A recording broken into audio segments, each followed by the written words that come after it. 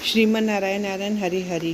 कार्तिक मास महात्म्य अध्याय 8। जिसकी दया से सरस्वती भाव रही उपजाए। कार्तिक महात्म्य का कमल लिखे 8वां अध्याय। नारद जी बोले, अब मैं कार्तिक व्रत के उद्यापन का वर्णन करता हूँ, जो सब पापों का नाश करने वाला है। व्रत का पालन करने वाला मनुष्य कार्तिक शुक्ल चतुर्दशी को व्रत की पूर्ति और भगवान विष्णु की प्रीति के लिए उद्यापन करे। तुलसी के ऊपर एक सुंदर मंडप बनावे, उसे केले के खंभों से संयुक्त करके नाना प्रकार की धातुओं से उसकी विचित्र शोभा बढ़ावे। मंडप के चारों ओर दीपकों की श्रेणी सुंदर ढंग से सजाकर रखे।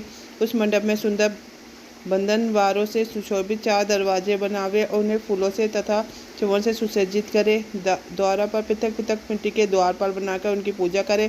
के नाम इस प्रकार है: जय, विजय, चंड, प्रचंड, नंद, सुनंद, कुमुद और कुमुद दाक्ष। उन्हें चारों दरवाजों पर 2-2 के क्रम से स्थापित कर भक्तिपूर्वक पूजा करे।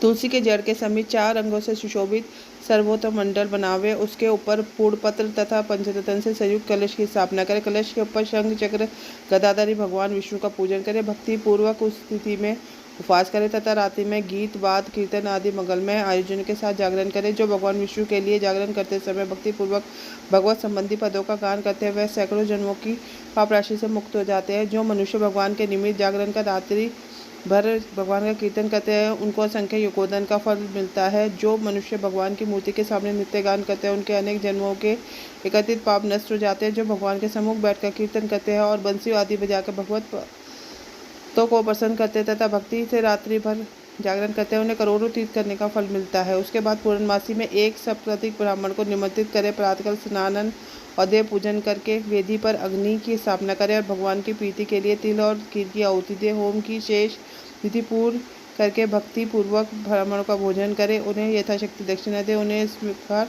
क्षमा प्रार्थना करे।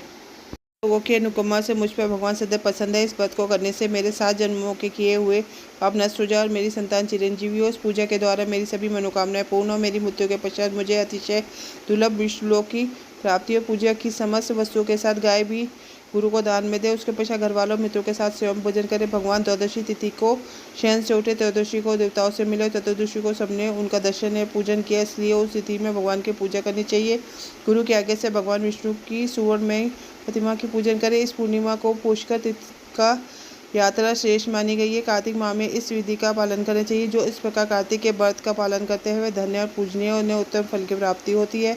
जो भगवान विष्णु की भक्ति में तत्पर हो कार्तिक में व्रत का पालन करते हैं, उनके शरीर में स्थित सभी पाप तत्काल नष्ट हो जाते हैं। जो श्रद्धापूर्वक कार्तिक के उद्यापन का महात्म्य सुनता है या सुनाता है, वह भगवान विष्णु का सायुज्य प्राप्त करता है। इसी के साथ कार्तिक महात्म्य का 8वां अध्याय पूर्ण होता है। श्रीमन नारायण नारायण हरि हरि। आपका दिन शुभ हो।